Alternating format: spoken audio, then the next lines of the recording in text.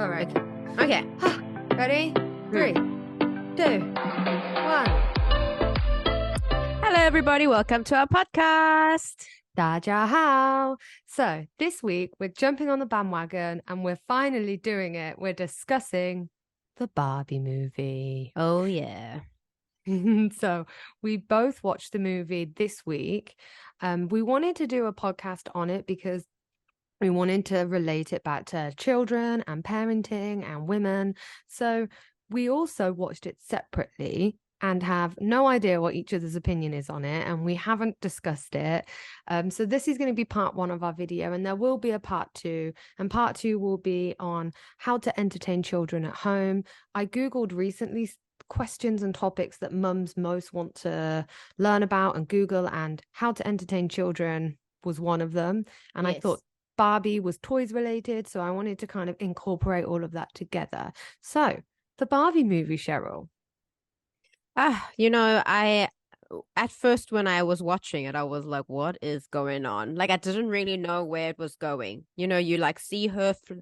I don't really want to ruin the movie for anybody, but No, we're going to ruin it. This a disclaimer. If you haven't watched it, then don't listen. okay, good. Because I was like, Yeah. when you see her floating down and stuff, I'm like, okay, is it just going to be a movie of them playing with a doll?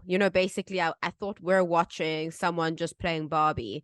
And I thought it was going to be age appropriate for my daughter to go watch it. But I was thinking, no, I don't think it's towards. I don't think kids should watch it unless you're over a certain age, maybe like PG 14. I don't know. What are the PGs now? Well, I don't know, but actually I think it would be okay if she watched it because I don't think she would comprehend what's going on with the movie. I think she would just watch it and see loads of girls looking pretty and pink and beautiful and be like, wow, look at all these girly things. I don't think she would really understand, but I didn't want to go and watch the movie at the cinema. To me, I was like, oh, no, it doesn't seem like my sort of thing. And if you ask someone at home that thinks, oh, do you know what? I'm not going to jump on that bandwagon. That's so stupid. I'm not going to watch it. Then the movie's probably for you. Yeah. Because, it is. It's completely different to what I thought it was going to be. Exactly. So I think the beginning of the movie actually was like some of the most interesting points. What did you think of the opening, like the beginning? I found it so odd. Like, okay, so she like floats down and then you see pregnant Barbie. And she's like, oh, we don't take notice of pregnant Barbie. Like, why would we have pregnant Barbie? Like pregnant Barbie was weird. Yeah, she was like, pregnant Barbie's weird. We don't need that. Yeah. It's like, they only want that type of one cookie cutter Barbie because, pregnant Barbie probably was not exactly the cookie cutter. So, yeah, I did find it, and I found it weird also because I thought it was a kid's Barbie movie that, she was going to be eating food. She like in the first scene pours her cereal and there's nothing in the cup.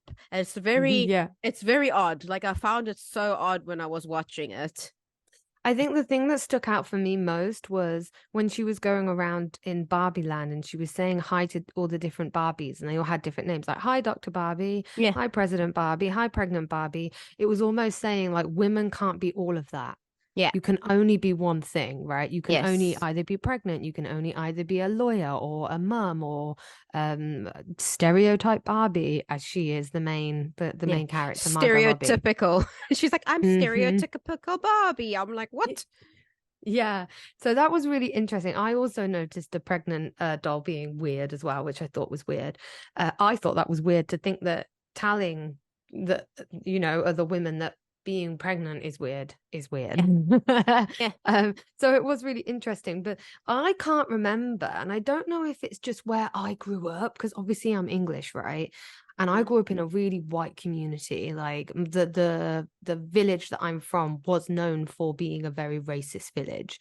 I can't remember Barbie having so many different ethnics. Like I can't remember lots of ethnicities being represented through Barbie, but not in the 90s. I don't know. I just know I grew up in South Africa. We didn't really. Barbie was blonde, blue eyes, and she was just Barbie. Like we didn't really have variety of what you're talking about as well. Like I agree with you that I don't think there was much I know there was a pregnant Barbie. I remember seeing it. There was one that had like a stomach you could like turn off, and then it had twins inside. And I really wanted that Barbie, but I never got it. I don't know. I remember being like, for some reason, I just wanted the babies in there. Yeah, because kids are obsessed with babies. Like your daughter is obsessed with people having babies in their bellies, right? Yes. Yeah. And she now she's in a stage of sticking toys in her belly. and she keeps telling me, "Do you want to feel it?" And I was like, "Who told you that you feel it and stuff?" It's very weird. Yeah. And they were always blonde. Like the Barbies, I never thought of that. Like, I didn't really think Barbie came in any other race. Which is really interesting because when they say like stereotypical Barbie, I feel like that's what is represented in Taiwan as well. They expect the Westerners to look like me and just me, right? But skinny. I'm not skinny. If I was skinny, I'd probably be famous by now in Taiwan. But they expect a whole they expect like long blonde hair, blue eyes, white skin. Like that's what a really pretty Westerner should be, and that's what they want to hire in the schools, and that's what they want to be seen with as well. Not the darker colored skins or the tan skinned, or don't want to employ. They often will say like they want people from America, England. They're the two top places to employ in Taiwan, right? Yeah. And I find that yeah, I do find that a little bit hard. Like for me growing up, I didn't really have a race that I could say I relate to, if because I grew up in South Africa. I feel that they always said I was Asian or Chinese, never Taiwanese, Chinese. And I wasn't allowed to be part of the mixed part. It was always that you are Chinese, you have slanted eyes, like, hello, you can't be anything else. And then when I come here, I think I'm going to like fit in. But then at the same time, because I'm mixed, people almost, it's like they find me too international, maybe not international, but westernized, because my thought process is very different to theirs. So it's really hard to fit in here with Taiwanese people that I also feel like, oh, this is what I would associate myself with and relate to, and I can't either. So it's very hard. So you never had a Barbie to represent who you were, really? I have to be honest, when Bratz dolls came out, I was like, oh, this is me. Because they all have slanted eyes. Even the white Bratz dolls have slanted eyes. So I was like, yes, finally I can like tell people that this is based on my looks, Yeah. But Barbie, you want to have those big eyes, and I always growing up thought blonde hair and blue eyes were what people wanted. I mean, now I've got like blonde hair, but I never would have dyed it that when I was younger. I only did this now because I have so many grays. But it's just hard for me because I just didn't relate to it. So yeah. And I think here also, like you said, the big eyes is such a big thing that people are obsessed with double eyelids, that they wear the double eyelid stickers, when I think in Chinese, I could be wrong, but I think it's called feng nian, your eyes. And I think that's beautiful. Like I think that eye shape is absolutely stunning, and I think it's so beautiful that it almost feels like, why are you taking away from your own beauty and trying to be something you're not, but also wanting double eye? Like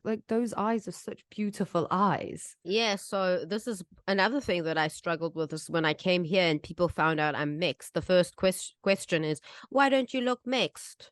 Why do you look Asian? And it's like I can't explain it. I've always been like, I don't know. And then they're like, oh, your eyes, they're very Asian eyes. And like, if your dad is white, why didn't you get like your dad's eyes? And I'm like, actually, I did get my dad's eyes. He has eyes, almond-shaped eyes. I just happen to be mixed with my mother. And my mom actually doesn't have almond-shaped eyes. So it was very hard to be able to explain it to people, because I'm like, I don't know. It's genetic. But also, I think Taiwanese people will be shocked to hear that actually in the Western culture, people have surgery to get almond-shaped eyes. So, we always want what we don't have, right? Yeah.